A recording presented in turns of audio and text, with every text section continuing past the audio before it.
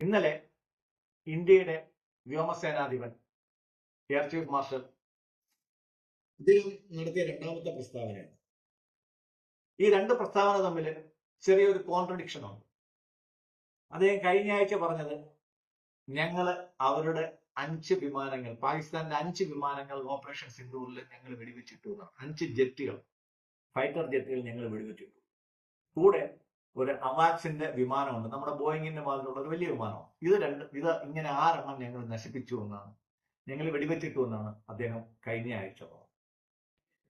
ഇത്തരം കാര്യങ്ങളിൽ രാജ്യത്തെ ഏറ്റവും ആധികാരികമായി സംസാരിക്കാൻ അർഹതയുള്ള ആളാണ് Shri Amarpreet Singh, air chief marshal. അദ്ദേഹം ചീഫ് ഓഫ് എയർ സ്റ്റാഫ്. അദ്ദേഹം ഇന്നലെ പറഞ്ഞത് പാകിസ്ഥാന് 10 വിമാനങ്ങൾ നഷ്ടപ്പെട്ടു. പെട്ടെന്ന് കേൾക്കുമ്പോൾ സാധാരണക്കാർക്ക് ഈ സർദാർജി പറഞ്ഞതിനകത്ത് എന്തോ ഒരു വൈരുദ്ധ്യം ഉണ്ടല്ലോ. എയർ ചീഫ് മാർഷൽ പറഞ്ഞതിനെ വിശദീകരിക്കാൻ ഞാനാണല്ല. എന്നാലും അദ്ദേഹം പറഞ്ഞ വാക്കുകൾ നമ്മൾ ഒന്നുകൂടി ശ്രദ്ധിക്കുന്നത് നല്ലതായിരുന്നു. 6 എണ്ണം നമ്മൾ വെടിവെച്ചിട്ടു എന്ന് പറഞ്ഞു, അവർക്ക് 10 എണ്ണം നഷ്ടപ്പെട്ടു എന്ന് പറഞ്ഞു. അപ്പൊ ഈ 4 എണ്ണത്തിന്റെ ഡിഫറൻസ് നമ്മൾ എങ്ങനെ ആട്രിബ്യൂട്ട് ചെയ്യും എന്നുള്ളത് അദ്ദേഹം പറഞ്ഞു. ഇതിനകത്ത് F-16 ഉണ്ട്. അപ്പോ ഈ കണക്ക് വളരെ കൃത്യമായിട്ട് നമ്മൾ പറയുകയാണെങ്കിൽ യഥാർത്ഥത്തിൽ ഇന്ത്യ വെടിവെച്ച് നശിപ്പിച്ചത് 6 എണ്ണവും അല്ലാതെ അവർക്ക് 4 എണ്ണം നഷ്ടപ്പെടുകയും ചെയ്തു.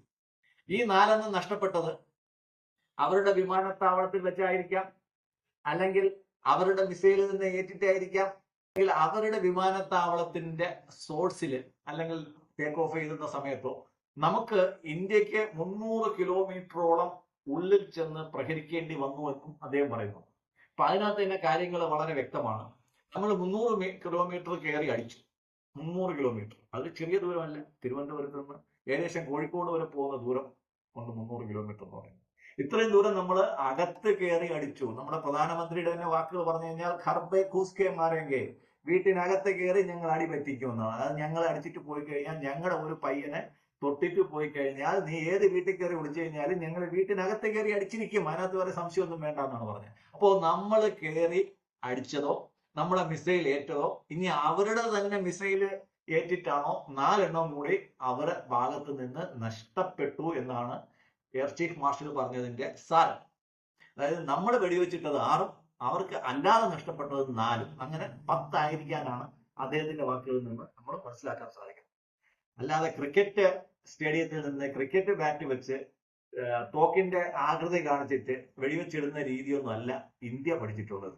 നമ്മൾ പഠിച്ചിട്ടുള്ളത് വീട്ടിനകത്ത് കയറി അടിക്കുക എന്നുള്ളത് തന്നെയാണ്. അത് വിമാനത്തിലായാലും ശരി, ആർമി ആയാലും ശരി, നേവി ആയാലും ശരി. ഇന്ത്യ തിരിച്ചടിക്കാൻ ഇനി ഒട്ടും അമാന്തിക്കത്തില്ല, ഒട്ടും ആലോചിക്കത്തില്ല. വളരെ കരുതലോടെ, കണ്ണിന് കണ്ണ് മൂക്കിന് മൂക്ക്, അതിന് യാതൊരു സംശയവും വേണ്ട, ഇന്ത്യ തിരിച്ചടിച്ചിരിക്കും എന്നാണ് ഇന്നലെ ആർമി ചീഫ് പറഞ്ഞത്, മിനിങ്ങാന്ന് എയർ ചീഫ് മാർഷൽ പറഞ്ഞത്, മിനിങ്ങാന്ന് തന്നെ ഇന്ത്യയുടെ രക്ഷാമന്ത്രി ശ്രീ രാജ്നാഥ് സിംഗ് ജി പറഞ്ഞത്. അതുകൊണ്ട് പാകിസ്ഥാൻ കരുതിയിരിക്കുക. നന്ദി, നമസ്കാരം.